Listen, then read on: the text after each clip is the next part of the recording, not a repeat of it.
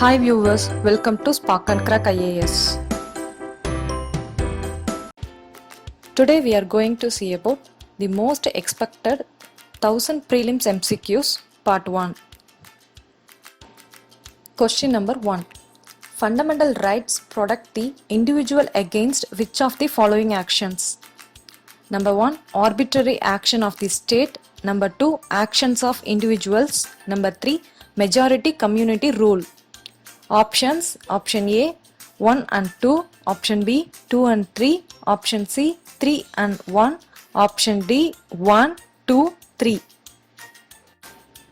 This question is from Polity. We are all know very well about Article 15, 16, 17, 29 and Article 30. As per that, Constitution guarantees the rights of individuals against the state. Constitution guarantees the rights of individuals against other individuals. Constitution guarantees the rights of minorities against the majority. So, all the three options are correct. So, right answer is option D 1, 2 and 3. Second question. In context of Swadeshi movement, what does self-reliance or Atma Shakti mean? Options are: Option A reassertion of national dignity, Option B social reform and campaigns against the caste oppression, Option C social and economic regeneration of the villages, Option D all of the above. Here Swadeshi movement implied reassertion of national dignity, honor and confidence. It is also included the social and economic regeneration of the villages. It is also included social reform and campaigns against the caste oppression, early marriage, dowry system and consumption of alcohol. So the right answer is option D, all of the above. Third question. The first step in the direction of separating central and provincial finances was taken by whom? Options are: Option A Lord Mayo, Option B Lord Canning, Option C Lord Lytton, Option D Lord Ripon. The right answer is Option A Lord Mayo. In 1870, Lord Mayo took the first step in direction of separating central and provincial finances. Fourth question. The Constitution of India has borrowed most of its provisions from the constitutions of various other sources. In this context, consider the following features and the source and choose the correct option given below. Structural part, British Constitution. Philosophical part, American and Irish Constitution. Political part, Government of India Act 1935. Options are: Option A 1 and 2, Option B 2 only, Option C 2 and 3, Option D 1, 2 and 3. This concept is clearly explained by Lakshmikant in Polity book. Here the right answer is Option B 2 only.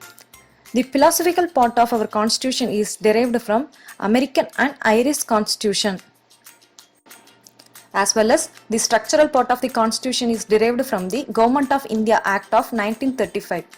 Political part of the constitution, principle of cabinet government and relations between the executive and the legislature, derived from British Constitution.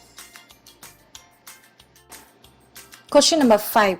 Consider the following pairs, events and sessions. Number 1. Badruddin Tayyab, first Muslim president, Madras session 1887.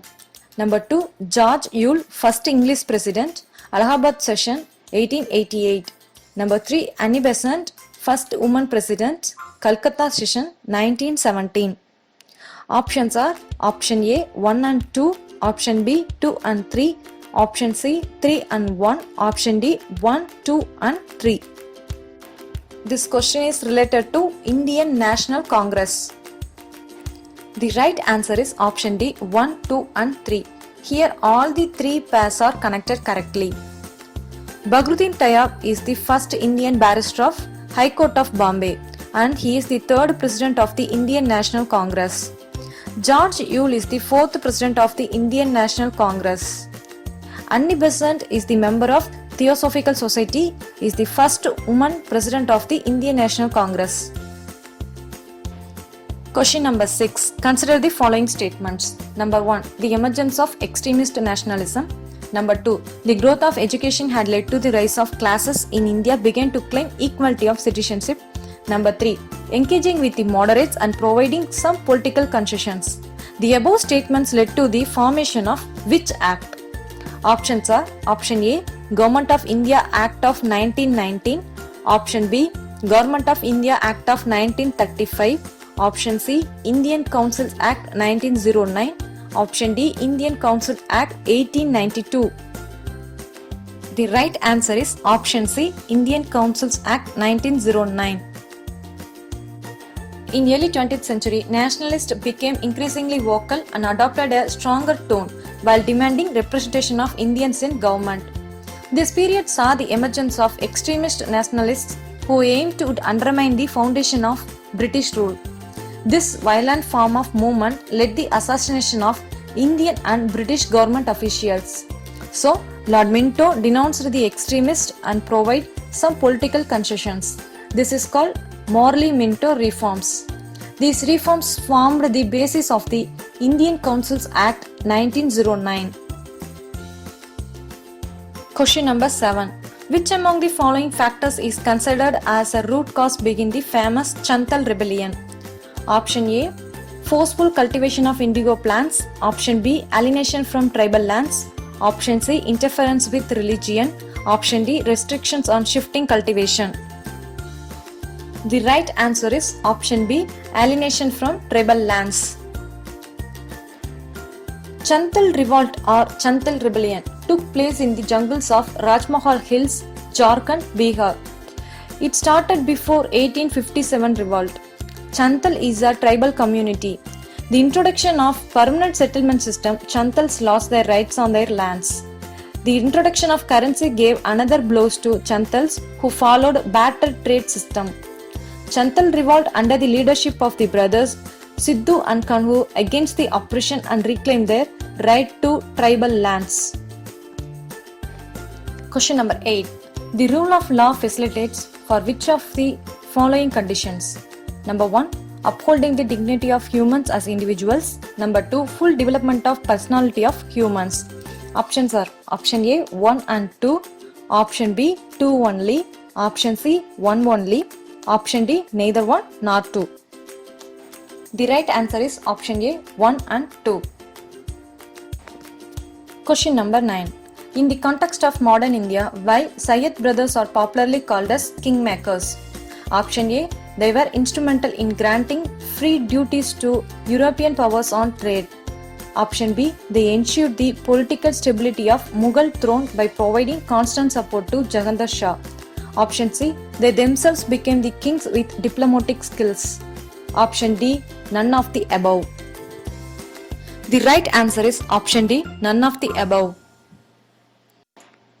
Syed Hussain Khan and Syed Hassan Ali Khan Barha. Both are called Syed brothers. Both are powerful in Mughal Empire during early 18th century. They never became emperors. They didn't grant free duties on trade to European powers. They became highly influential in the Mughal court after Aurangzeb's death and became kingmakers during the anarchy following the death of Emperor Aurangzeb in 1707. Jahandar Shah was assassinated on the orders of the Syed brothers and they placed their puppet ruler Muhammad Shah in his place. So, all the other options except D were wrong. Question number 10. Which of the following provisions act as safeguards of liberty? Number 1. Declaration of rights of individuals in the Constitution. Number 2. Decentralized system of administration. Number 3. Impartial and independent judiciary. Number 4. Separation of powers. Number 5. A well-knit party system. Options are option A 1, 2, 4 and 5. Option B 1, 3 and 4. Option C 1, 2, 3 and 4.